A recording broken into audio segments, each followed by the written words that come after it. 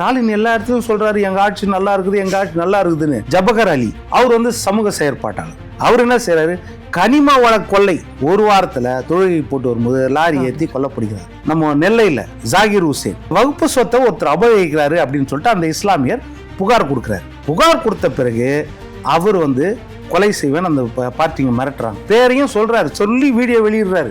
எல்லா இடத்துலயும் அந்த வீடியோ பரவி இருக்குது. கரெக்டா 2 நாள்ல அவர் கொல்லப்படுகிறார். கிராம நிர்வாக அலுவலர் நெல்லையில கொல்லப்பட்டாரா இல்லையா?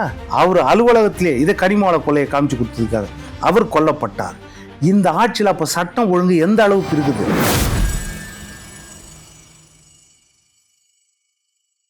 ஊடகத்துறை வந்துட்டு இப்ப இருக்கக்கூடிய ஆளும் அரசு கட்டுப்பாட்டு கீழே தான் இருக்கு அப்படிங்கிற ஒரு குற்றச்சாட்டையும் முன் வைக்கிறாங்க. உங்களுடைய பார்வையில இருந்து ஒரு நிதர்சனமான உண்மை, மிக மிக வருத்தப்பட வேண்டிய விஷயம். ஏன்னா இன்னைக்கு இப்போ நீங்க டிவியில பாத்தீங்கன்னா இப்ப இருக்கும் என்னன்னா, ஏடிஎம்கே பிஜேபி கூட்டணி இருக்குமா இருக்காதா, இதுதான் இன்னைக்கு விவாத பொருள். இவங்களுக்கு கட்சி சார்ந்த தொலைக்காட்சிகளை நான் சொல்ல மாட்டேன், அது அவங்க அதான் எடுக்கலாம், எந்த கட்சியை சார்ந்த தொலைக்காட்சி. ஆனா நடுநிலை ஊடகங்கள் சொல்லிட்டு இன்னைக்கு, ஆனா திமுக சைடு ஜால்ரா தட்டுற ஊடகங்கள் இருக்குத, அதை பார்த்தாதான் நம்மளுக்கு வந்து வயிறு எரியுது, மனசும் எரியுது. என்றால் இந்த போல் சமூக பிரச்சனை எடுக்கிறது தான் ஊடகத்துடைய தர்மம். ஆனா ஊடகங்கள் அதை எடுக்காம இந்த மாதிரி வெறும் அரசியல் பண்றதுக்காக எதிர்கட்சியை பற்றி, இன்னும் ஊடகங்களுக்கு என்னன்னா அதிமுக தான் ஆட்சியில் இருக்காங்கன்னு நினைச்சுட்டு இருக்காங்க. அவங்க திமுக ஆட்சியை பற்றியே நினைக்கல. திமுகவை பொறுத்த வரைக்கும் சட்டம் ஒழுங்கு எந்த அளவுக்கு கெட்டு போயிருக்குது. இன்னைக்கு ஒன்றும் வேணாமா, சமூக செயற்பாட்டாளர்கள் எந்த அளவுக்கு பாதிக்கப்பட்டிருக்காங்க தெரியுமா? நீங்கள் கௌரி லங்கேஷ் நம்ம வடநாட்டில் சொல்லுவோம், நம்ம சமூக செயற்பாட்டாளர்கள் கொலை செய்யப்பட்டார்கள்னு. இங்கே என்ன நடந்துச்சு, வாணியம்பாடியில் வாஷிம் அக்ரம்ன்றவர் ஒரு இஸ்லாமியர், அவர் வந்து மனிதநேய ஜனநாயக கட்சியில் கவுன்சிலராக இருந்தவர். அவர் என்ன செய்கிறாருன்னா, கஞ்சா விற்கிறவங்க, போதைப் பொருள் விற்கிறவங்கள காட்டி கொடுக்குறாரு, இந்த மாதிரி இங்கே நடக்குதுன்னு. ஒரே வாரத்தில் அவர் வெட்டி கொலை செய்யப்படுறார். தொழுகைக்கு போயிட்டு வரும்போது கடந்த செப்டம்பர் மாதம் வெட்டி கொலை செய்யப்படுகிறார். அதற்கு பிறகு பார்த்தீங்கன்னா புதுக்கோட்டையில் ஜபகர் அலி அதிமுகவில் முன்னாள் கவுன்சிலராக இருந்தவர். அவர் வந்து சமூக செயற்பாட்டாளர். அவர் என்ன செய்கிறாரு, கனிம வள கொள்ளை, அவங்க பக்கத்திலே குவாரியில் பார்த்தீங்கன்னா 70,000 டன் டாரஸ் இயற்கை வளங்களை சுரண்டுறாங்க. இது கிரானைட்டு, ஜல்லி, மண், மணல், இதெல்லாம் வந்து சுரண்டுறாங்கன்னு சொல்லிட்டு 70,000 டாரஸ் வண்டி அப்படின்னு சொல்லிட்டு இவர் வந்து புகார் கொடுக்குறாரு. வட்டாட்சியர்கிட்ட, கோட்டாட்சியர்கிட்ட, மாவட்ட ஆட்சியர்கிட்ட, எஸ்பி அலுவலகத்தில், சிஎம் செல்லுக்கு புகார் கொடுக்குறாரு. புகார் கொடுத்த பிறகு என்னன்னா, போய் கலெக்டரை போய் பார்க்குறாரு. ஐயா நான் புகார் கொடுத்துருக்குறேன், நீங்கள் நடவடிக்கை எடுக்க மாட்டீங்க, இல்லை ஒரு வாரம் கழிச்சு வாங்கன்றாரு. ஒரு வாரத்தில் என்ன செய்கிறாங்கன்னா, இந்த திருடினாங்களே அவங்க ஒரு 30,000 40,000 டாரஸை எடுத்துகிட்டு போய் மறுபடியும் அந்த பள்ளத்திலே கொட்டிடுறாங்க. ஏன்னா சாட்சி கிடைக்கூடாது. உடனே இவர் மறுபடியும் போகிறாரு, கலெக்டர்கிட்ட போய் சொல்கிறாரு, ஐயா கிட்டத்தட்ட 40,000 கொட்டிட்டாங்க, இல்லை ஒரு வாரம் பொறுத்துனா மொத்தத்தையும் கொட்டிடுவாங்க, திருப்பியும் ஆதாரமே இல்லாத போயிடும். எனக்கு வந்து அவங்கள தவறு இல்லை, இதை கொள்ளை அடித்தவங்களுக்கு தண்டனை கிடைக்கணும், நான் இழப்பீடுக்காக பாடல அப்படின்னு அவர் போராடுறாரு. அவருக்கு மிரட்டல், உங்களை சாவடிச்சிடுவோம் அப்படின்னு. அவர் மனைவி போய் புகார் கொடுக்குறாங்க, எங்களுக்கெல்லாம் வீட்டில் வந்து மிரட்டல் வந்துச்சு, என் வீட்டுக்காரர் எப்படியும் சாவடிச்சிடுவாங்கன்னு. அவரும் வீடியோ வெளியிடுறாரு, எப்படியும் சாவடிச்சிடுவாங்க அப்படின்னு. ஒரு வாரத்தில் தொழுகை போட்டு வரும்போது லாரி ஏற்றி கொல்லப்படுகிறார். அதுவும் அந்த லாரி மறுபடியும் ஏறுது அவர் மேலே. இதை வந்து விபத்துன்னு முதல்ல அதை வழக்கு பதிவு பண்ணி அவங்க ஒய்ஃபெல்லாம் போராட்டம் பண்ணி, எதிர்கட்சி தலைவர் போராட்டம் பண்ண பிறகு இதை வந்து கொலை வழக்காக மாற்றுறாங்க. அதே மாதிரி 3வது எடுத்துக்கிட்டிங்கன்னா, நம்ம நெல்லையில் ஜாகிர் ஹுசேன் ஒரு போலீஸ்கார், அவர் ரிட்டையர்டு போலீஸ்கார். நம்ம திமுக ஸ்டாலின் அவர்கள் துணை முதலமைச்சராக இருக்கும்போது செக்யூரிட்டியில் வந்து அவர் செக்யூரிட்டி கேட்டரில் அவர் இருந்தார். அவர் என்ன செய்கிறாரு, வக்பு சொத்தை ஒருத்தர் அபகரிக்கிறார். அந்த வகுப்பு சொத்தை ஒருத்தர் அபகரிக்கிறாரு அப்படின்னு சொல்லிட்டு அந்த இஸ்லாமியர் புகார் கொடுக்குறாரு. புகார் கொடுத்த பிறகு அவர் வந்து கொலை செய்வேன் அந்த பார்ட்டிங்க மிரட்டுறாங்க. அதை வீடியோவாக வெளியிட்டு என்னை எப்படியும் சாவடிச்சிருவாங்க, ஏன்னா நான் போய் ஸ்டேஷனில் இன்ஸ்பெக்டர் பேரை சொல்கிறாரு, இந்த இன்ஸ்பெக்டர்கிட்ட கொடுத்தேன், இந்த ஏசி கிட்ட கொடுத்தேன், இவங்க வந்து நடவடிக்கை எடுக்கலன்னு அந்த 2 பேர் பேரையும் சொல்கிறார், செந்தில்குமாரோ என்னமோ பேரையும் சொல்கிறாரு, சொல்லி வீடியோ வெளியிடுறாரு. எல்லா இடத்துலையும் அந்த வீடியோ பரவி இருக்குது. கரெக்டாக 2 நாளில் அவர் கொல்லப்படுகிறார். இப்போ இந்த மாதிரி அப்போ உளவுத்துறை என்ன செய்யுது, அப்போ போலீஸ் துறை என்ன செய்யுது? இப்போ இந்த மாதிரி அதே மாதிரி விஏஓ கிராம நிர்வாக அலுவலர் நெல்லையில் கொல்லப்பட்டாரா இல்லையா? அவர் அலுவலகத்திலே இதை கனிம வள கொள்ளையை காமிச்சு கொடுத்ததுக்காக அவர் கொல்லப்பட்டார். இந்த ஆட்சியில் அப்போ சட்டம் ஒழுங்கு எந்த அளவுக்கு இருக்குது, எவ்வளவு மோசமாக இருக்குது? ஸ்டாலின் எல்லா இடத்துலையும் சொல்கிறாரு எங்கள் ஆட்சி நல்லா இருக்குது, எங்கள் ஆட்சி நல்லா இருக்குதுன்னு.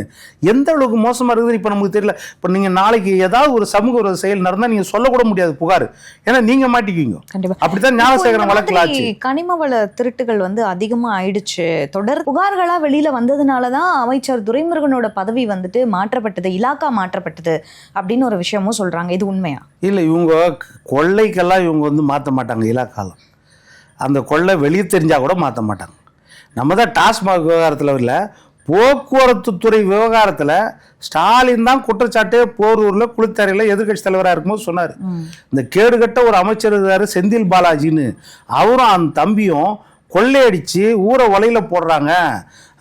போக்குவரத்து துறையில் கண்டக்டருக்கு இத்தனை லட்சம் வாங்குறாங்க, டிரைவருக்கு இத்தனை லட்சம் வாங்குறாங்க, அது மெக்கானிக்கு இத்தனை லட்சம் வாங்குறாங்க அப்படின்னு கோடி கணக்கில் கொள்ளையடிக்கிறாங்க செந்தில் பாலாஜி. நாங்கள் வந்த உடனே முதல்ல இவரை தான் ஜெயிலில் போடுவோம்னு ஸ்டாலின் சொன்னார். பேசினாரா இல்லையா? அந்த வழக்கு தானே இப்போ இடி வந்துச்சு. கண்டிப்பா. இடி வந்து ஜெயிலுக்கு அனுப்பின உடனே என்ன சொல்கிறாரு, அவர் தியாகி, செந்தில் பாலாஜியை பார்த்து தியாகி, உன் தியாகம் பெரிது, உன் உறுதி அதை விட பெரிதுன்றாரு. அப்போ என்ன அர்த்தம்? தியாகம் பெரிதுன்றது ஒரு பக்கம், உறுதி அதை விட பெரிதுன்னா எவ்வளோ பிரச்சனை பண்ணாலும் நீ சொல்லி கொடுக்கலன்ற மாதிரியா, அது நீ காமிச்சு கொடுக்கல அப்படின்றதா? அப்போது இவங்க வந்து கனிமோள கொள்ளைக்கெல்லாம் இவங்க பயப்படுறது அது கிடையாது. அவரை மாற்றுந்து வேற ஏதோ காரணம் இருக்குது. ஓகே. எப்படின்னா நீங்கள் சொன்ன மாதிரி அந்த ஊழலில் தேவையான பங்கு மேலிடத்துக்கு கொடுக்கப்படவில்லையா, அப்படி இருக்கலாம். அந்த மாதிரி ஏதோ ஒரு அதிருப்தி இருக்கலாம். அந்த மாதிரி தான் அதிருப்தி இருக்கும்னு நான் நினைக்கிறேன். மற்றபடி கிடையாது. 4730 கோடி வந்து முறைகேடு.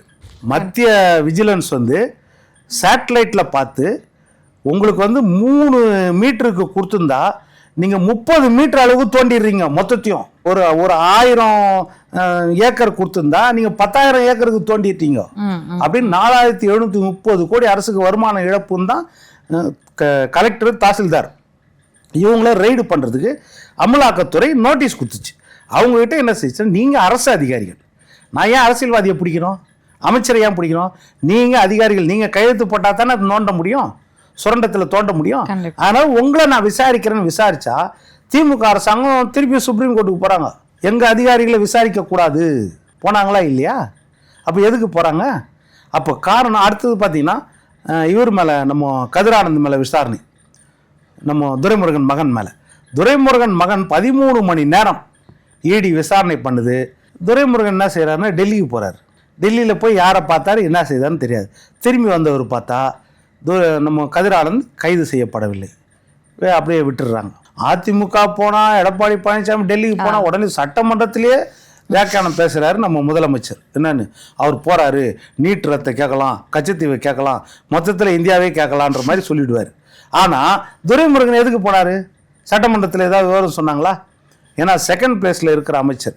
இன்னொரு பக்கம் அவர் நீக்கத்துக்கு இன்னொரு காரணமும் இருக்கலாம். அதாவது ஒரு வசனம் வரும் நம்ம சிவாஜி படத்தில், எல்லாரும் பணிந்த பிறகு நான் ஒருவன் நீ ஒருவன் மட்டும் பணியம் இருப்பதால் உனக்கு ஒரு லாபமானு வரும். அப்போ சிவாஜி கேட்பார் ஜாக்சன் துரைக்கிட்ட, எல்லாரும் பணிந்த பிறகு நான் ஒருவன் மட்டும் பணியம் இருப்பதால் அது உனக்கு ஒரு நஷ்டமானுவாங்க. அதுபோல் நேரு பணிஞ்சிடறாரு, பொன்முடி பணிஞ்சிடறாரு, பெரியசாமி பணிஞ்சிடறாரு, டிஆர் பாலு பணிஞ்சிடறாரு, எல்லாரும் பணிஞ்சிடுறாங்க. துணை முதலமைச்சருக்கு துரைமுருகன் மட்டும்தான் சொல்றாரு, எனக்கு கொடுத்தா நான் வேணா, நான் சொல்லுவேன், நான் வாங்கிக்கு வந்துடுவேன். நடந்துச்சா இல்லையா? இது நம்ம பார்த்தோம் இல்லையா? இப்போ அவர் மகனை துணை முதலமைச்சராக கொண்டு வர்றதுக்கு ஒரு நெருடல் வந்து துரைமுருகன் கிட்ட மட்டும்தான் வருது. அப்போ புரோட்டோகால் பிரகாரம் எந்த இடத்துல உட்கார வச்சாலும் முதலமைச்சருக்கு பக்கத்துல யார் உட்காரணும்? துணை முதலமைச்சர் தானே உட்காரணும். ஆனா துரைமுருகன் உட்காந்துட்டு 3வது இடத்துல தான் துணை முதலமைச்சர், மற்றவங்களாம் அதுக்கப்புறம் உட்காடுறாங்க, சீனியருங்க எல்லாம் ஆராசாலேருந்து அத்தனை. அப்போ இந்த நெருடல் மனசுல இருக்குமா இல்லையா? அப்போ இதுவும் இருக்கலாம் இல்லையா அவருடைய பதவி பிடுங்கிறதுக்கு? அதனால நிறைய காரணங்கள் இருக்குது ஒழிய கனிமோள கொலை பெருசா காரணம் கிடையாது. அதுதான் டாஸ்மாக் வழக்கில் வந்துட்டு இப்போ முறைகேடு 1000 கோடி முறைகேடு. இதே மாதிரி இந்த கேஸ் சுத்தி உதயநிதி அவர்கள் கிட்ட வந்து நிற்கிது. அவரை காப்பாற்றுவதற்காக தான் இப்போ ஸ்டாலின் அவர்கள் டெல்லி போயிருக்காரு. இந்த டாஸ்மாக் விஷயத்தை பொறுத்த வரைக்கும் நம்ம உடனே திமுககாரங்களாம் சொல்லுவாங்க, இடி வந்து நேரடியாக வர முடியாது. இடியை பொறுத்த வரைக்கும் ப்ரிடிகேட்டிவ் அஃபென்ஸ் ஏதாவது இருந்தால் அது மூலமாக தான் வர முடியும். இப்போ டிவிஎஸ்சி லஞ்ச ஒழிப்புத்துறையோ இன்கம் டேக்ஸோ நேரடியாக வந்து இப்போ நிவேதிதா நீங்கள் தவறு பண்ணீங்கன்னு சொல்லிட்டு உங்களை விசாரணை பண்ணலாம், வில்சனை விசாரணை பண்ணலாம். ஆனால் இடி நேரடியாக வந்து உங்களை விசாரணை முடியும். உங்கள் மேலே ஏற்கனவே ஒரு வழக்கு இருக்கணும், இல்லை உங்கள் தொடர்புடைய ஒரு மேலே வழக்கு இருந்து அந்த லிங்க் உங்களுக்கு கிடச்சிருக்கணும். இதில் நிவேதிதா சம்பந்தம் அப்படின்றது கிடைச்சிருந்தா தான் இடி வர முடியும். அப்படிதான் ப்ரிடிகேட்டிவ். அப்போ இடி இப்போ எதுக்கு வந்தாங்கன்னா 2017 2024 வரைக்கும் இருக்கிற வழக்குகள், அந்த வழக்கு டிவிஎஸ்சி போட்ட வழக்கில் தான் வராங்க. அது அதிமுக ஆட்சி காலத்துல இருந்துச்சு, அந்த வழக்குக்கு தான் வராங்கன்னு அவங்க வியாக்கியானம் பேசுவாங்க. நான் என்ன சொல்கிறேன், 2017 2024 வரைக்கும் 40 வழக்குகள் டிவிஎஸ்சி லஞ்ச ஒழிப்புத்துறை போட்ட வழக்குகள். அந்தந்த இதில் டாஸ்மாக் கடையில் விற்பனை பண்ணுறாங்கல்ல அவங்க சேல்ஸ்மேனு, அவங்க மேலே போட்ட வழக்குகள். இது எப்படின்னா ஒரு பெட்டி கேஸ் மாதிரி. எப்படின்னா 10 ரூபா வாங்குவோம், ஒரு குவார்டர் பாட்டிலுக்கு 10 ரூபா கூட வாங்குவோம். சில பேர் 100 ரூபா தான் வச்சுருப்பான், குவார்டரே அவ்வளோதான், 105 ரூபா தான் இருக்குதுமா, பரவாயில்ல கொடுன்னுவான் அந்த சேல்ஸ்மேன். சில பேர்கிட்ட வாங்க மாட்டான், ரெகுலராக இருக்கிறவங்ககிட்ட வேணாம் பரவாயில்லன்றுவான். சில பேர் இன்ஃப்ளூயன்ஸ் ஆனவர்கள் வருவாங்க, அவங்க வந்தாங்கன்னா என்கிட்டே கேட்குறியான்னுவாங்க, இல்லை நீ கொடுக்க வேணான்ருவான். அப்போ என்னன்னா அந்த லஞ்சம் வாங்குறது அந்த பணியாளருக்கும் மிஞ்சி போனால் அவன் சூப்பர்வைசருக்கு போகும். இதே தவறு சட்டவிரோதம். அப்போ என்ன செய்வாங்கன்னா பிரச்சனை வந்துச்சுன்னா யாராவது உடனே புகார் சொன்னால் போலீஸ் வந்து அதை உடனே ஆக்ஷன், ஏடிஎம்கே ஆக்ஷனில் அதுதான் நடக்கும். ஒரு கேஸ் போடுவாங்க, அவன் மேலே கேஸ் போடுவாங்க, நீ தவறு பண்ணியிருக்கிற அப்படின்னு. இந்த மாதிரி கேஸுகள் நடக்கும். ஆனால் இது எப்படின்னா அவனுக்கு ஒரு சுதந்திரம் இருக்கும், அவன் காசு வாங்குற லஞ்ச காசுக்கு வேணான்னு சொல்கிறதுக்கு ஒரு சுதந்திரம் இருக்கும். சில பேர்கிட்ட வேணான்னுவான், சில பேர்கிட்ட வாங்குவோம். இலைமறைவு காயாக இது நடக்கும். சட்டம் வந்து தடுத்துட்டு இருக்கும். இதுதான் அந்த கேஸுகள். ஆனால் திமுக 2021 மே 7 ஆட்சிக்கு வந்த பிறகு என்ன ஆச்சுன்னா, செந்தில் பாலாஜி அந்த துறைக்கு கொடுத்த பிறகு சயின்டிஃபிக்காக ஒரு மானிட்டரிங் சிஸ்டம் கொண்டு வந்துட்டார். எப்படின்னா குவார்டர்னா 10 ரூபா, ஹாஃப்னா 20 ரூபா, ஃபுல்லுனா 30 ரூபா எக்ஸ்ட்ராவா காசு. இதை வந்து அந்த சேல்ஸ் மானிட்டரிங், இத்தனை லட்சம் பாட்டில் வித்துக்குன்னா இத்தனை 10 ரூபாய் வந்துடணும், இந்த கணக்கு வந்துருச்சு. அவனுக்கு டிஸ்கிரிப்ஷனரி பவர் கிடையாது இப்போ சேல்ஸ்மேனுக்கு, இந்த மாதிரி வந்துருச்சு. அதனால அவர் ஃபுல்லா மானிட்டரிங் சிஸ்டத்தை வச்சு மொத்தத்துக்கும் மேல வந்துடணும் காசு. இப்போ இந்த மாதிரி சிஸ்டம்மே அக்கவுண்டபிலிட்டி கிடையாது, எதுவுமே கணக்குல வர கிடையாது. சோ இது எல்லாமே வந்துட்டு அவங்களுடைய சொந்த செலவுகளுக்காக போகக்கூடிய, இது மேல வரைக்கும் போறதால அந்த பணியாளர் என்ன செய்யறான், இப்போ சேல்ஸ்மேனு நீ யாருன்னா இருந்துக்கோ 10 ரூபா எடுத்து வை, முதல் மாதிரி கிடையாது. இப்போ அது ஏன்னா மேல போகுது காசு, அப்போ எடுத்து வை, நீ யாருக்கிட்ட கம்ப்ளைண்ட் பண்ணிக்கோ, ஆனா எடுத்து வை. அந்த நிலைமை வந்துச்சா. அப்போ ஒரு நாளைக்கு வந்து 1,40,00,000 பாட்டில் விற்கிது. 1 கோடி பாட்டில் வச்சா கூட 10 கோடி ரூபாய், ஒரு மாதத்துக்கு 360 கோடி, ஒரு வருஷத்துக்கு பார்த்தீங்கன்னா கிட்டத்தட்ட 3,650 கோடி. இந்த 4 வருஷத்தில் 15,000 20,000 கோடி வெறும் இந்த 10 ரூபாயில் மட்டும். இதற்கு மேலே மூடி சேல்ஸு, பாட்டில் சேல்ஸு, அட்டைப்பெட்டி சேல்ஸு, இதிலெல்லாம் முறைகேடு. இந்த முறைகேடு இல்லாமல் இன்னொரு பெரிய முறைகேடு இருக்குது. என்ன முறைகேடுனா மணமகிழ் மன்றம்னு PL2 சட்டத்தின் பிரகாரம் இப்போ ஸ்டார் ஹோட்டலெல்லாம் பார் வைக்கிறதுக்கு அனுமதி கொடுப்பாங்க. அது PL4 PL3ன்னு வரும். PL2ன்றது வந்து மணமகிழ் மன்றம்னு ஒன்று வைக்கலாம். அதில் வந்து நீங்கள் வந்து இந்த மாதிரி சரக்கு ஊற்றி கொடுக்கலாம் அப்படின்றது. ஆனால் அவங்க எங்கே கொள்முதல் பண்ணணும் அப்படின்னா டாஸ்மாக் கடையில் தான் அதை வாங்கணும். அந்த மணமகிழ் மன்றங்கள் 1200 கிட்டத்தட்ட 1000க்கு மேற்பட்ட மணமகிழ் மன்றங்கள் அனுமதி இந்த ஆட்சியில் கொடுக்கப்பட்டிருக்கிறது. இது வந்து நிறைய பேருக்கு தெரியாது. எப்படின்னா நல்ல சேல்ஸ் ஆகிற டாஸ்மாக் கடையில் எதிர பார்த்தீங்கன்னா ஒரு மணமகிழ் மன்றம் இருக்கும், அங்கே போய் உட்காந்து குடிக்குது. அப்போ இவங்க கொள்முதல் என்னன்னா டாஸ்மாகில் வாங்காமல் நேரடி கொள்முதல் இருக்கிறதா, எங்கள் ஃபேக்ட்ரியிலேயே நேரடியாக வாங்கிறாங்க, கலால் வரி கட்டாமல் 40% கிட்டத்தட்ட 30,000-40,000 கோடி வந்து கலால் வரி வருமானம் இல்லாமல் வித்தவுட்ல போதான்னு. இதைத்தான் PTR தியாகராஜன் அவர்கள் குரல், அந்த குரல்ல ஒரு வதி வந்து தெரியுமா, 30,000 கோடி வந்து கொள்ளடிச்சிருக்கிறாங்க, கிட்டத்தட்ட 25,000 கோடி வந்து அரசுக்கு வர வேண்டிய டாஸ்மாக் வருமானம் வருவதில்லை அப்படின்ற மாதிரி. இதையெல்லாம் தான் எப்போனா அமலாக்கத்துறை வந்து ரெய்டு பண்ணும்போது இதெல்லாம் வெளியே வருது. சோதனையின் போது என்ன ஒரு விஷயம் அப்படின்னா, ரத்தீஷ் அப்படிங்கிறவுடைய பேர் தான் வந்து அதிகமாக பேசப்பட்டுச்சு. ஏன்னா அவர் தான் இந்த 1 பாயிண்ட் கனெக்ஷன், யார் பேசினாலும் அவர் மூலயமா தான் பேசி போகணும் அப்படி. ரத்தீஷ் அவர்களுக்கும் துணை முதலமைச்சராக இருக்கக்கூடிய உதயநிதி ஸ்டாலினுக்கு வந்து ரொம்ப நெருக்கமானவர் அப்படின்னு சொல்கிறாங்க. என்ன உறவு இவங்க 2 பேருக்கு நடுவில்? இப்போ இது ரெய்டு பண்ணும்போது IAS விசாகன் தான் MD, மேனேஜிங் டைரக்டர். அவர் வந்து விசாரணை பண்ணுறாங்க. ஏற்கனவே நீதிமன்றத்தில் போய் இவங்க வழக்கு போட்டாங்க. வழக்கு போட்டு போன தடவை விசாரணை பண்ணும்போது 4 நாள் விசாரணை, அப்போ விசாரணை பண்ணக்கூடாது, எங்கள் அதிகாரிகள் பெண் அதிகாரிகள்லாம் துன்புறுத்துறாங்க அப்படின்னு உடனே நீதிபதி SM சுப்பிரமணி அவர் வந்து சரியாக கேட்டார். என்னன்னு, என்ன நீங்கள் பெண் அதிகாரிகளை வந்து விசாரணை பண்ணால் துன்புறுத்தணும் போடுறீங்க. இன்றைக்கி பெண்கள் வந்து ஐஏஎஸ் ஐபிஎஸ்ஸாக இருக்கிறாங்க, இராணுவ விமானம் ஓட்டுறாங்க, இராணுவத்தில் பணிபுரிகிறாங்க. அந்த பெண்களை போய் நீங்கள் வந்து விசாரணை பண்ணால் துன்புறுத்துறாங்கன்னு சொல்கிறீங்களே அப்படின்னு பஞ்சநாமாலாம் எடுத்து காமிச்சு இதில் எதுவும் கிடையாது, உங்களை விசாரணை பண்ணுவாங்கன்ட்டார். இப்போ விசாரணை பண்ணும்போது பார்த்தீங்கன்னா வாட்ஸ்அப் சேட் இருக்குது. இந்த ஐஏஎஸ் விசாகன் வாட்ஸ்அப் சேட்டில் வந்து அது ஸ்க்ரீன்ஷாட் எடுத்து வச்சு அது வெளியே வீசப்பட்டிருக்குது. அதை எடுத்து பார்த்தா அதில் நிறைய விஷயங்கள் ரத்தீஷ்ன்றவர் அவர் வந்து எம்டி மேலாண்மை இயக்குனர் டாஸ்மாக் விசாகன் ஐஏஎஸ் அவருக்கு ஆர்டர் போடுறாரு. அப்போ யார் இந்த ரத்தீஷ்? இதை தான் தேடுறாங்க. இந்த ரத்தீஷ் யார், எதற்காக இவர் ஆர்டர் போடுறாரு? இவர் சொல்றாரு இந்த கம்பெனி தான் வாங்கணும், இந்த கம்பெனி பிராண்டு டாஸ்மாக் பிராந்தினாலும் சரி, விஸ்கினாலும் சரி, பீர்னாலும் சரி, இது இவ்வளோ கொள்முதல் பண்ணணும்னு சொன்னால் அதுக்கு இவரும் பதில் கொடுக்குறாரு. எது? டியர் தம்பி விசாகன் பதில் சொல்றாரு. யார் ரத்தீஷ்? யார் அவருக்கு? ஏன் இந்த ஐஏஎஸ் பதில் சொல்லணும்? எங்கே பார்த்தாலும் கொடியேற்றுறதுக்கு விடுதலை சிறுத்தைகளுக்கு மட்டும் அனுமதி கிடையாது. எல்லா இடத்துலையும் பார்த்தீங்கன்னா கொடியேற்றுறதுல பெரிய பிரச்சனை திமுக. அப்போது உரிமைகளை எந்த அளவுக்கு அடக்கி வைக்கிறாங்க கூட்டணி கட்சியின் உரிமைகளை.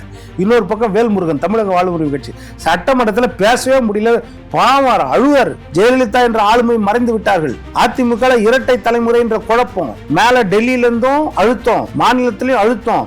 இதற்கு மேல பாத்தீங்கன்னா 10 வருடம் அதிமுக தொடர் ஆட்சி ஆன்டி இன்கம்பன்சி இருக்கும்.